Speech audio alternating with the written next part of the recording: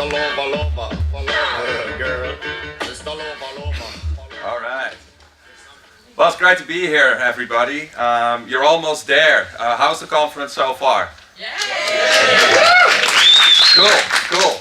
Really happy about that. I'm in a fortunate position that this is my 5th SoMeT attendance and also the 5th time that I'm speaking at SoMeT. So that's the first time in Europe, so you're not sick of me yet. Around the world they might.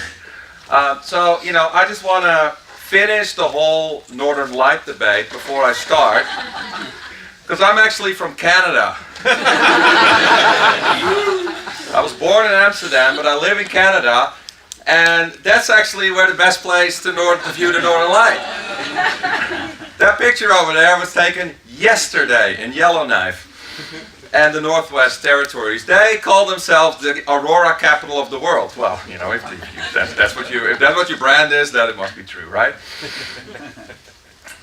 So let's talk about brand a little bit, because it came up a few times, and it's important. And if you work for a DMO, a brand is very important. So this is Vancouver. This is where I live. And if I were to ask every single one of you individually to tell me a little bit about Vancouver and what it would be like to visit Vancouver, I would probably get a lot of similarities from you, but I would probably also get a whole bunch of different perceptions that you have about Vancouver. It wouldn't be exactly the same for everybody. And that's because of all the information that you've received about Vancouver, during your life. You might have read about it in articles, you might have seen stuff on TV, you might have viewed the Winter Olympics, where Canada won gold, as usual, in hockey. Sorry, Finland. Okay, that's enough, alright, sorry. And, you probably have had some friends that might have visited that you've heard stories from about Vancouver. And all that information that sort of creates a certain perception of what you think Vancouver is all about. And that's why it's individual for everybody. Now, if you've visited, if you've been there, then of course everything changes, because then the experiences on the ground build your brand perception about Vancouver. And if you were there during a rainy season, which is 6 months of the year, then you probably have a very different perception of where you came in the summer when it's like this and it's gorgeous. So all these factors play a role into how a destination brand is perceived. And as a DMO, you can't just slap a logo on it and take pictures in a certain way and talk about it in a certain way and expect that everybody will now perceive your destination in that way. I'm not saying it's unimportant, but true brand is individual on a personal level. And, I think we've seen some stuff about brand. We've seen a great video that William shared about Singapore. I think we all think about Singapore a little different now. We probably all wanted to go visit. And Frank has also been chiming in about brand in the last few days. And I'm not even going to try to repeat this. It's some sort of Yoda statement about brand. So this is what our definition is of a brand. It's the sum of all the stories that people hear, or the sum of all the experiences that people have on the ground. And of course, the experiences on the ground result in the stories that you share in social media. And that in turn builds the perception that people have about a certain place.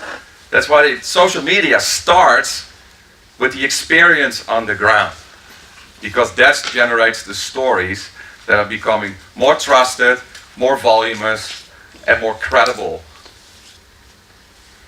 And yesterday, Helena from TripAdvisor shared their new Travel Choice Awards. And basically, this is the sum of all the reviews on TripAdvisor in the last year.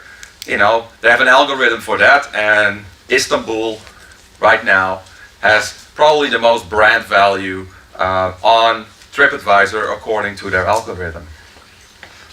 So, and do people talk about travel? Of course they do. They don't talk about their favorite peanut butter on Facebook, but they sure talk about travel. So this is a few stats from Facebook. I'm just focusing on Facebook right now. Yesterday, Helena showed some stuff about TripAdvisor. We could talk about Pinterest, we could talk about Instagram, but I'm just sticking to Facebook because that's what everybody uses all the time. So 2/3 of people will share their travel plans on Facebook, and here's one of mine, where I had the pleasure of visiting Regina in the middle of the winter, where it was -27. More than 70% update their status while they're on vacation. So this is me in Sydney with my daughter. We were on a ferry boat to Manly Beach, and you can see the engagement that I receive. Probably high organic reach on that one. And more than half of consumers have taken a trip based on a photo they've seen to the same destination. Now that's one piece of research. Tourism Australia did the exact same research and they concluded 25%, so between 25 and 50%. And that's pretty powerful.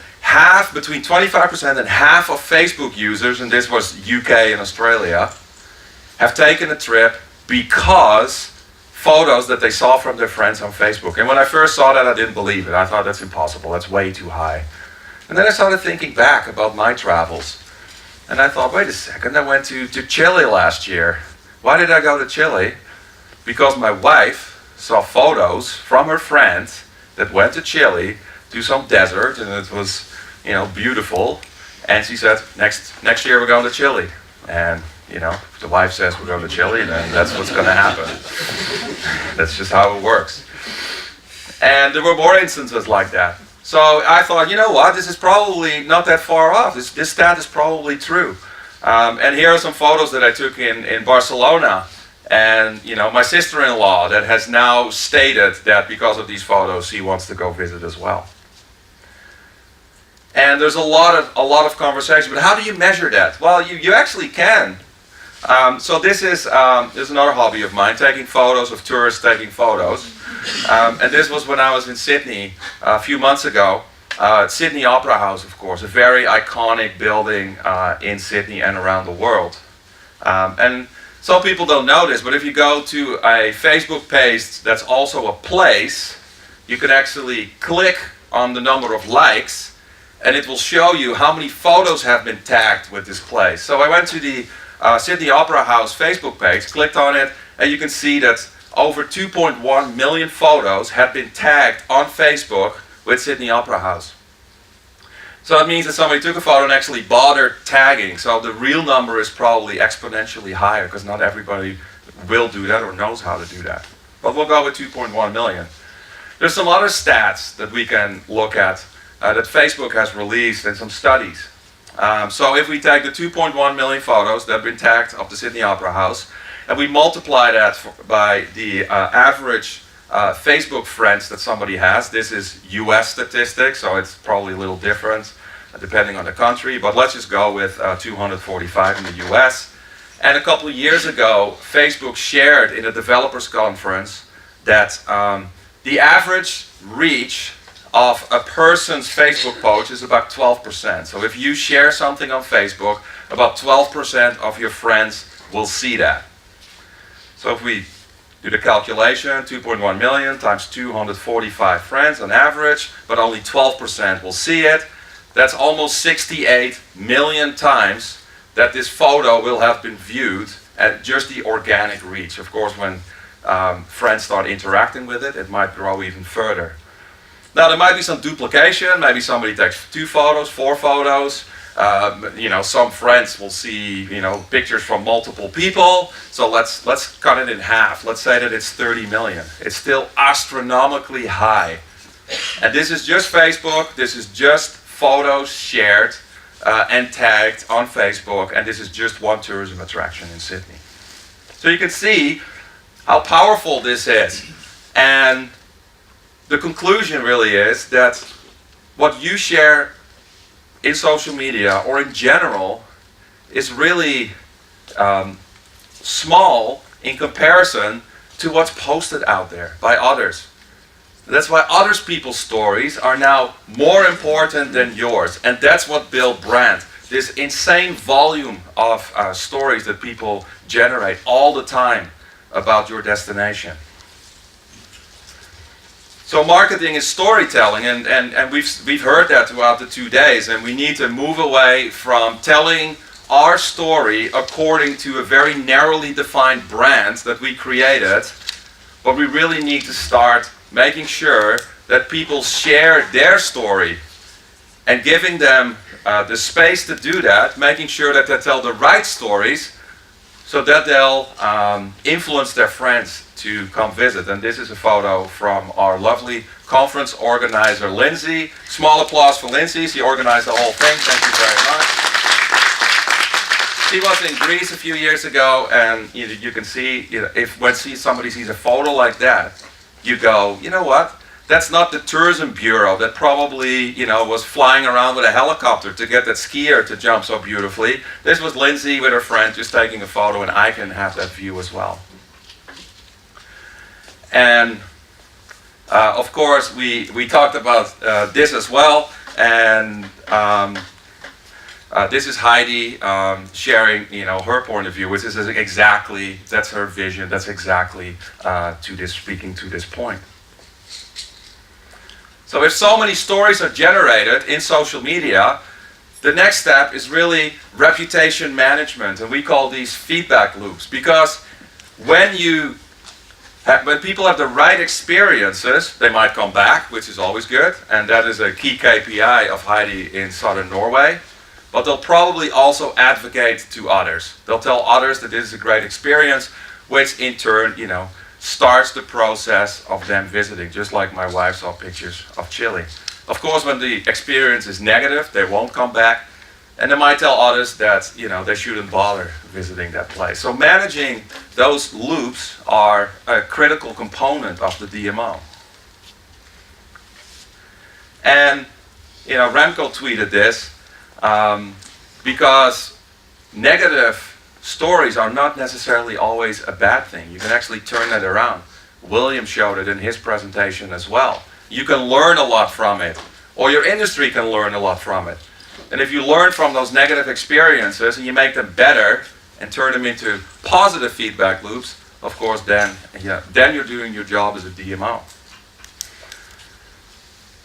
So it's really about storytelling, and what other people are saying is much more important than what you're saying now to a large degree. So how do you measure that?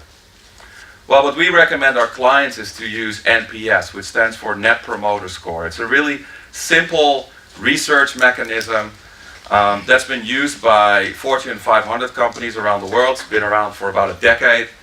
And it's very simple. You ask one story. In a DMO context, you ask, would you recommend this destination to a friend or family member?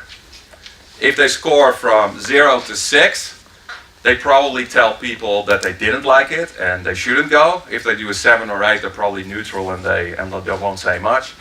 If they're a 9 or a 10, they'll probably promote your destination through word of mouth, but also in social media. Now, if you take the percentage of people that said positive things and you subtract the one that said negative things, that's your Net Promoter Score. So if you had 80% that said positive, 20% that said negative, your promoter score is 60. You can benchmark it, you can measure it over time. And when you start digging in a little deeper, you can actually identify pinpoints. You can say, where in the destination did these people go? And that's how you can identify what in your destination works well, what doesn't, and what do you need to improve. Very simple, very effective thing to do. So growing tourism is actually really, really simple. I mean, we can make it very, very complicated. But when you listen to all that stuff, and none of this is new, it's been around for decades. Social media just has made it visible and grown exponentially, the volume. But really, if you want to grow tourism, each visit to a destination should result in at least one other person returning or visiting as a referral. That's really what you need to do. So if for every 100 people, 110 come back, then you're growing tourism by 10%.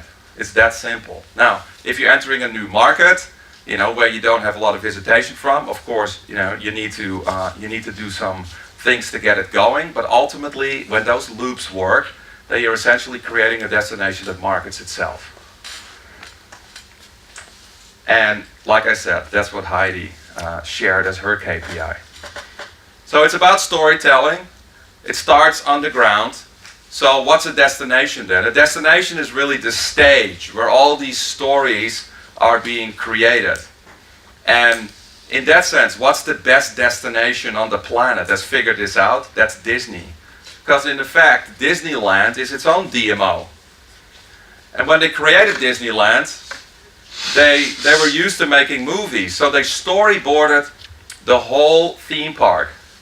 And everything in Disney World or Disneyland has its own story. The park has a story. Each section has a story. Each building has a story. And these stories are actually written down. So when you have to work in one building within this theme park, you get to read the story of that building so that you can be an actor within the theme park.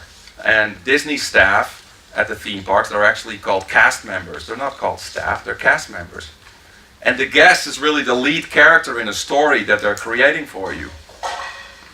That's how you need to look at your guests in a destination. And that's what Rovaniemi is doing, because they're running with the whole Santa Claus theme. And it starts when you walk off the plane, and you go to get your bags, like it's already Christmas. So this is kind of like Disneyland for Santa Claus. And Frank, he talked about this and he called it the soul of your destination. And that's where you really need to be. Like, what's the soul of your destination? What's the story that these people are going to have? What are the memories that you create? Thanks for this, Steven. I hope that was a typo. Yeah. Or the beer. So, there's not a lot of marketing in here. So, a few years ago, I was wondering on my blog, should the M in a DMO really stand for destination management instead of marketing? And I think that answer that question has been answered, including by Peter yesterday, who's basically saying we're not city marketing, but we're primarily city making. And that's what he's doing in Eindhoven. Everything in his presentation was about telling the right stories on the ground. The story of knowledge, the story of technology, the story of innovation. So now that we have set the stage, the destination is the stage, we need to think about, okay, well, who's going to share this story?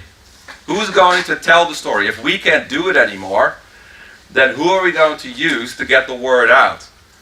Well, we still tell our own stories. We still have our Facebook page. It's still effective. We still have our websites. I'm not that radical to say shut all that down. That's not true, because they still serve a purpose. But you need to be very, very targeted in your investment. But you have your staff, you have your residents, you got your visitors like we saw, you got your industry operators. What are the stories that they share? Because if they all of a sudden start talking about completely different things, delivering different experiences, then it doesn't fit anymore, just like in Disneyland. And of course there are influencers. And influencers have been talked about many times over the last couple of days. And I thought it was a very, very interesting debate. But this is Iceland from just the last presentation. You can see they have identified the exact same thing. It was really cool to see this slide, how they've identified who is telling the Iceland story. Who do we need to activate to get our story out? And I also thought what Ireland said yesterday about their diaspora, like the people around the world of Irish roots, another great group of people to get the Ireland story out. So let's talk about bloggers for a second. This is my favorite blog. It's called travelingwithparents.com. It's written by my 2-year-old daughter. She has a talent.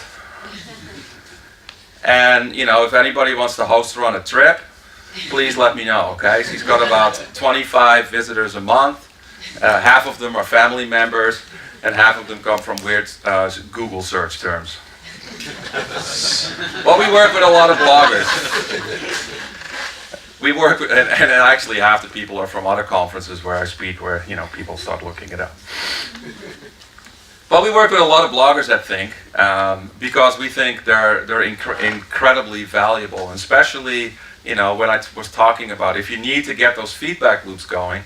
Bloggers are a really, really effective way to start influencing people that love to travel. And they have more credibility and they have a higher reach than your average consumer, of course. And you know, if somebody has 100,000 visits to their blog, that's 100,000 visits. And you know, you can't argue with that. But I totally agree with Ryan's point that you really need to do your homework and you really need to find the right ones, because there is a long tail of bloggers out there, and there are very, very many people who call themselves travel bloggers now that really have a ways to go in order to, you know, have the privilege really to be invited on blog trips. And I think as a DMO we all need to be very, very careful that we find the right one so that we don't ruin it for everybody. But you know, as the Bloghouse presentation showed, there's definitely ROI. If you know, a Chinese blogger posts something and the next day the phone starts ringing already, you know, how much more proof do you need? Very, very good anecdote. So that was a little detour about bloggers. I thought that was appropriate. So now that you've identified your storytellers, you need to activate them. And there's actually a whole bunch of ways to activate storytelling, which I can't get into detail, but you know, this is a great way. These are some what we call social objects that Tourism Montreal put in their city last year. They put these picture frames up with their hashtag, a really fun way for consumers to interact with the city, but also to make them aware of the hashtag. And all these pictures on Instagram and on Twitter and on Facebook, they all have sort of this Montreal look now. They also handed out these little carton picture frames that they handed out to their operators, their industry, and they could distribute them amongst consumers, and you could sort of frame your photos. Really, really smart. But you know, Amsterdam has done the same thing with the I Amsterdam sign. When you walk there in Amsterdam, there's this big sign, and there's always dozens of people climbing on it, and a dozen more people taking pictures. But you know, you need to also make sure that people can actually share. From Peter's presentation yesterday, you know, making a free Wi-Fi zone in the city is incredibly smart, because then when people take a picture, they can actually share it. It doesn't just sit there on their phone. They can share it right away in a moment, because otherwise you run the risk that they never will share it. So offering free Wi-Fi, especially to international visitors, is very, very important. And the last part, you know, the way we think about destination marketing is really talking about niches and owning a niche. And just like the Northwest Territories owns the Northern Lights, Antwerp owns fashion now, and they're really, really working hard. And I thought that Meek did a really good job explaining how they use an integrated approach to really try to own that fashion niche, and the results are showing. But we saw many, many more examples of niche marketing in the last 2 days. And when you sort of look around the world, that's where things are going. Walking away from this broad, it makes sense, walking away from this broad marketing, one-size-fits-all marketing, and really start to segment your audience, because through digital and through social, you can actually do that now. So I'll give you one quick example of a case study that we did in Canada. So this is Richmond 365. So we kind of stole Chris's idea of the best job in the world, and we created our own best job. So Richmond is a small town near Vancouver that very few people know of, but they're very well known for their Asian food. They are, during the 2010 Olympics, the New York Times said for best Asian food outside of Asia, you need to go to Richmond, British Columbia. That's quite the accolade, but nobody really knows about this. They don't really have big budgets to start, you know, do any mass media campaign. So they came to us, and what did we do? We said, okay, well, we'll start a food blog, because you have 400 top-notch Asian restaurants. You can visit one restaurant every day of the year. And that's what the job's going to be. We're going to find a food blogger, and that food blogger has to visit one restaurant and blog about it for a whole year, 365 days in a row. No weekends off, no holidays, no Christmas, you can't be sick. Every day you need to go to this restaurant and blog. Now you think, who wants that job? That doesn't sound very appealing. Every single food blogger in the world wanted that job. Because food bloggers, they do it as a hobby. This is not a profession, but they all dream of making it their profession. So when we put the word out for this blog, we had 1,700 food bloggers that applied. So we went through a process of selecting one. Lindsay here was the lucky winner. And she blogged for a year. She didn't miss a day. Visited 365 restaurants. We also got her a free gym membership. Burn off the calories. And what was really, really cool about this campaign, because what we wanted to do, we wanted to make the foodies aware of the food enrichment. And we did that through the food bloggers. Because the food bloggers, if the food bloggers write about it, foodies will read it. I love food just as much as anybody else, but I can't be bothered to go to all these food blogs to read what's new, what's hot, what's hip. But I have a friend, her name is Robin. She does all that because she is really, really a big foodie. She loves reading all that stuff. So whenever I need a cool restaurant to take my wife to, I go to Robin and I say, hey, what's new, hot and hip? And she knows because she reads all the blogs. So that's the trickle-down effect. We reached a mass audience of people that care about food by starting with food bloggers that get their message to foodies who then reach the general population. And we already achieved that before the campaign started, before she started blogging, because of the hype it created in social media, and it even trickled down in traditional media as well. And the cool thing was that for a whole year, all the foodies and all the food bloggers, they all followed Lindsay along, and they all sort of encouraged her to keep going, because of course this was quite the challenge to maintain this for a whole year. Can you imagine? Like writing one blog post takes me a week, let alone doing one every day.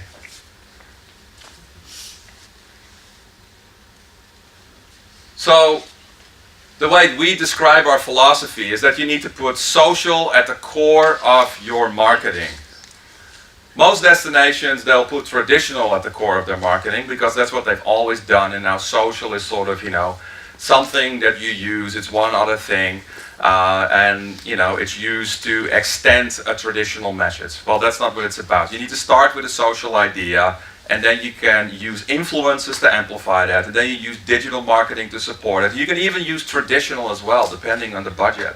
If you have the budget, sure. And that's exactly what Iceland just told us just a few minutes ago. So that was really encouraging to see. Because if something is social, then you get people talking already. Think about a TV commercial. If you can make a TV commercial social, if people will share that, if people will talk about that, then you already have that reach and you don't have to pay a dime yet. And a few other tweets. Easy to do, easy to share, easy to measure. That's social media. That's social, what we call social at the core. Now a few years ago, when we started working with clients, we ran into some problems because we would pitch them ideas that were just, that would take them too far. They just didn't understand what we were talking about. So internally we had to come up with a mechanism so that we can quickly talk to each other and say, okay, well, this DMO is really at this level. So a level 1 would be, well, they don't do anything in social. That doesn't really happen anymore. Although there are some international offices that some DMOs have that really don't do anything with social, that we run into every now and then. At the level 2, there's somebody in the organization doing social, but nobody's really sure what they're doing. Leadership doesn't really pay attention.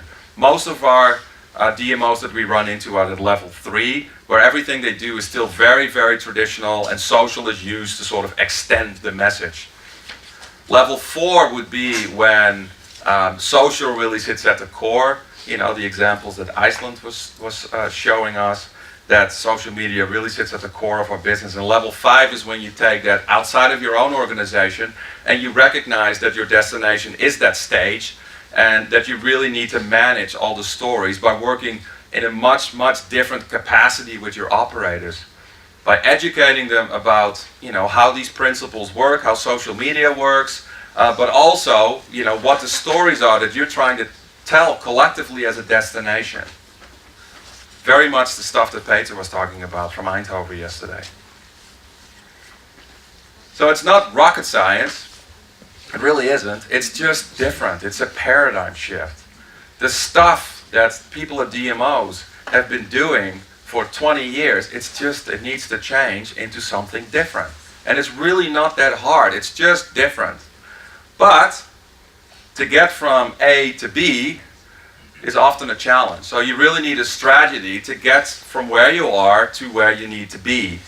Because that's essentially what a strategy is. It's a roadmap, a long-term roadmap to get you from where you are to where you want to be. Now, that's easy, quote unquote easy, the strategy part. You can, get somebody to build that for you, you can work on it, you can create beautiful documents and, like roadmaps and plans. That's not the real challenge. The real challenge is the organizational culture. And Peter Drucker, he's a management guru from the last century. He's not around anymore. But he said decades ago that culture eats strategy for breakfast. And what he means is you can build beautiful strategies, beautiful plans. If you don't address the culture, it will never happen. And that's what Frank was talking about yesterday too. Culture sits at the heart of change. And that's the toughest part to do. And what they've done in Flanders is really impressive to see, how they, in a relatively short period of time, how far they have come. And you'll probably recognize some of the common obstacles that you'll find at a DMO. You don't have the right skill sets. There's a lot of skepticism about social media, but also fear of change, fear of failure. What's the minister going to say if this doesn't work? And I think that William from South Africa did a great job, telling us about his approach of dealing with that stuff. Experiment in small batches, and if it doesn't work, put the bomb blanket over it. Then if it does work, then expand on it and really use it as a promotional vehicle internally. Work on the skill sets. We work with Montreal. We've been working on them over the last 3 years to get them to a level 5 DMO.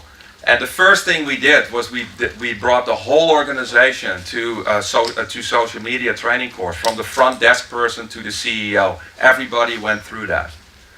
And that's just a part of changing the organizational culture. The real change happens when you start what we call the teeter-totter moving boxes approach. Because right now, if you work into a DMO, it's like a scale. There's so much stuff that's done in the old way, and that's really tipping the balance towards the way things have always done. There's usually a couple of groups. Typically it's the digital marketing team, or somebody that works with influencers and travel writers and PR. They are actively involved in social media. They see what's happening, they see what's necessary, but there's just too many people, too much budget, too much power on the other side of the scale that nothing really happens. So you need to start slowly moving boxes over from one end to the other until the scale tips. And when the scale tips, then everything changes, because then the last people that are the most skeptical, or the most fear of change, they will then have to conform, because now the culture is effectively changed into a social culture. So the way we do that is when we start an engagement, we break down the DMO and everything that they do, and it's a little bit different from every DMO, but there's also very, very many similarities. And we assess where the current state is. And we use our 5 levels approach for that. So we'll go talk to the executives, talk to the CEO, talk to the VPs, and we ask, okay, well, are you on Twitter? Are you on Facebook? What do you think of Facebook? Talk a little bit about it, and what do you think? And then based on that, we'll say, okay, well, that's a level 1 because they don't believe in Facebook. That's usually what happens. And then we go to the whole organization and we just assess it so that we have a benchmark, we have a starting point. Then we create typically a 3-year roadmap, sometimes it's 4. It kind of depends on the size of the organization and the amount of change that they can handle at once. And then we make a plan to say, okay, well, in year 1 we're moving this box over 1, and in year 2 we're moving it over another 1, and then or in year 1 we're moving the whole thing over as far as we can. And that's based on priority, but it's also based on where are the quick wins. There might be a group of people in the DMO that there might not be the highest priority in the big scheme of things, but they're very, very innovative. They get it. They're socially inclined. And let's start there and move them forward, then the rest of the organization can see, hey, look at what's happening over there, and look at the results that it's producing. Maybe this is not such a bad idea. And that's how we eventually change the culture and the DMO. And there was some great tweets in the last couple of days to support that, especially about William's stuff. So that's where I'm going to leave it with you. I'm going to leave with William's slide, back to the fun, and get it done. Because that's really what it's all about. You're here for a reason, because you understand, whether you're the CEO, the president of the company, or whether you're the social media coordinator, you're the one that gets it. You're the one that needs to be evangelizing this stuff internally, whether it's bottom up or top down. So thank you very much, and thanks for attending the conference, everybody. Great. Thank you, William, for this wonderful wrap up. Looking at the audience, are there questions or comments? Do we all agree with William? Yes? Oh, I guess that was an excellent wrap up. That's why they keep inviting back. Well, you've sparked an interest with Chris, I noticed on the tweet wall, with the Chinese food, and he's actually wondering if there's any sweet and sour reindeer out there. So I'm not sure if anyone from Rovaniemi can help him out with that. There is some weird Chinese food, I can tell you that over there. I've been there, and they don't even have English menus sometimes, and the stuff that you get is, yeah, strange. So I really like what you said about niche marketing and owning your niche. I think a lot of the presenters have talked about that. Isn't there also a little bit of a risk that you become too niche as a destination? And what do you do to avoid that? Well, what we typically do is we try to, just like Peter did, but just like they have in Flanders as well, is sort of have their key niches that are sort of really differentiate themselves from the rest, right? But in social, you can break this down into enough niches that kind of covers the whole destination. So eventually, there's something for everybody. And that's actually a terrible quote, because what I really like is what Iceland said, which is like, Iceland is not for everybody. And if every DMO would just start by figuring out, what are we not? Because, and let's be honest about that. Because the people that will show up and don't have a great time and don't love us, they won't share the good stuff in social media. So let's just be honest, and let's try to find the people that really, really like us. And that's what I talk most when I talk to operators, especially hotels. It's like, if you're a business hotel, don't try to attract families in the off season, because they probably won't like paying a high price for Wi-Fi, breakfast, paying for parking, and they'll probably leave you terrible reviews on TripAdvisor as a result.